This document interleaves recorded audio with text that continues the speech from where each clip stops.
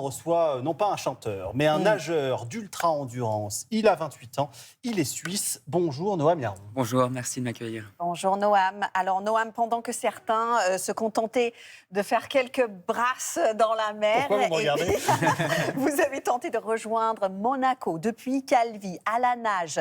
Le départ, c'était le 11 août, 180 km à parcourir. 5 jours et 5 nuits sans jamais s'arrêter, sans jamais mettre un pied sur un bateau. D'abord, comment c'est possible ? Alors, c'est un défi qui demande énormément de préparation. C'est sûr. Ça fait plus de 2 ans et 20 ans que je nage, mais 2 ans que je prépare ce défi. Il faut réussir à faire ses besoins, manger, dormir dans l'eau, puisque la seule règle était de ne pas sortir de l'eau.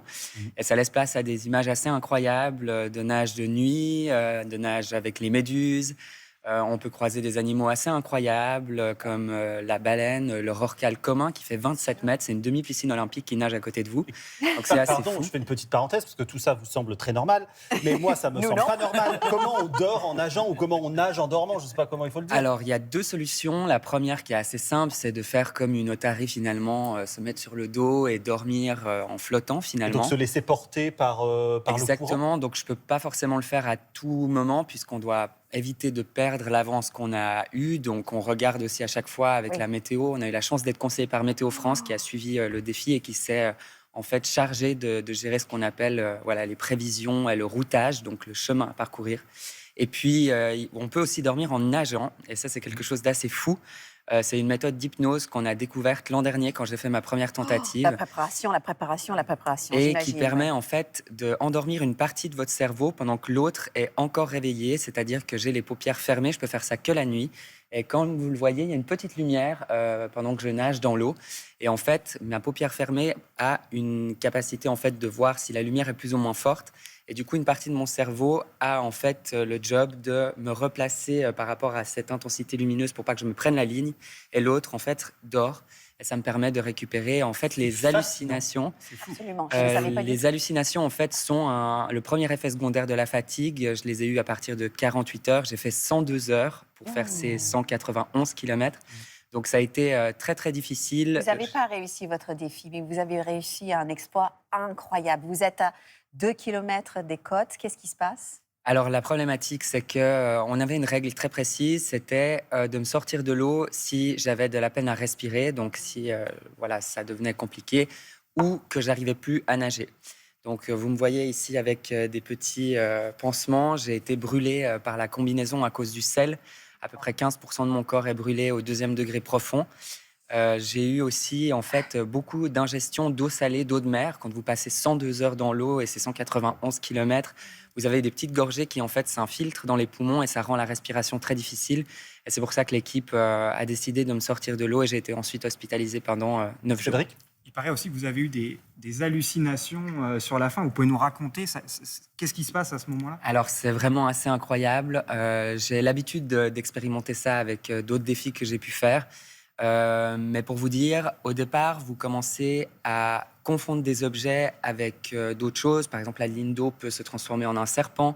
Puis, plus les heures avancent, plus ça devient difficile. Il faut savoir que les nageurs dont, on va dire, les références pour les plus longues nages faites avant moi, c'est environ 140 km en Méditerranée. Là, on a fait 191. J'ai passé presque le double de temps que le meilleur, on va dire, avant. Et donc, chaque heure est beaucoup plus difficile. Et sur la fin, je voyais des pays complètement différents. Je me voyais hors de l'eau. Je voyais même plus le bateau. Je voyais plus mon équipage. Donc, c'était très difficile Justement, de pouvoir vous avancer. parlez des animaux que vous avez pu croiser, des méduses, etc. Est-ce qu'à un moment, vous avez eu peur? Est-ce qu'il y a certaines périodes où vous vous dites pourquoi je suis là, j'ai peur, je flippe, je sais pas. Alors, peur dans le sens d'être dans l'eau. Il faut savoir aussi la nuit, vous entendez des bruits. Sous l'eau, vous entendez les baleines, vous entendez les cachalots, vous entendez plein de choses assez incroyables, mais vous voyez rien. Il y a 2800 mètres de fond, donc il faut s'accrocher pour ceux qui ont peur des fonds sur certaines parties du parcours. Mais le seul moment où j'ai eu peur, et ensuite j'ai vécu mon meilleur moment, c'est en pleine nuit. Je me suis fait taper le ventre par un animal. Et donc j'ai regardé en fait sous moi pour voir ce que c'était. Et j'ai vu une queue et je me suis dit, ça y est, c'est un requin, puisqu'il y a des requins en Méditerranée et ils sont assez curieux. Pas du tout dangereux, mais ils sont assez opportunistes. Et du coup, j'ai demandé à l'équipage de s'arrêter. Je suis resté dans l'eau et là, c'était un bébé dauphin. comme ça, Oh, petit. magnifique. Il voulait est vous aider venu- peut-être. Il je- voulait vous Il porter un était peu. seul et je pense qu'il Ah. venait de naître. Il était très très petit. Oui. Et à mon avis, il avait peut-être perdu ses parents et il cherchait peut-être quelqu'un là à là. adopter. Donc, En tout cas, c'était un défi physique incroyable, une expérience de dingue, ce que vous nous racontez ce matin, et surtout pour la bonne cause, parce que c'est un défi aussi écologique. tout à fait. L'objectif de cette plus longue nage au monde pour la nature, c'était de mettre en avant la Méditerranée. C'est l'une des mers les plus polluées du monde. Quand on la regarde, on ne se rend pas compte que plus de 600 tonnes de plastique finissent dans la mer chaque jour. C'est énorme. Aujourd'hui, avec mon équipe, on a utilisé en fait cette traversée qui traverse en fait symboliquement la longueur de la plus grande aire marine protégée de Méditerranée, qui s'appelle le sanctuaire Pélagos, qui n'est pas réellement protégé. Et ça, c'est un vrai problème. Aujourd'hui, on a des bateaux, des cargos, des frettes maritimes énormes qui vont beaucoup trop vite sur la zone et qui en fait rentrent en collision avec des cétacés. Et c'est la première cause de mortalité non naturelle. Donc, on demande un abaissement de la vitesse à 10 nœuds pour éviter ces collisions trop souvent mortelles avec les cétacés. À peu près une baleine sur 5 a des traces de collision, c'est énorme. Et donc, il faut qu'on puisse agir et j'espère pouvoir utiliser cette histoire, ce défi maintenant pour porter la cause de la Méditerranée et de l'océan plus largement ces prochains mois. C'est un acte militant. Ouais, c'était Aussi. passionnant de vous écouter, vraiment. Ouais, Bravo. c'était Merci super beaucoup. intéressant. Merci Bravo. Noam. Merci à vous. D'être venu nous voir ce matin.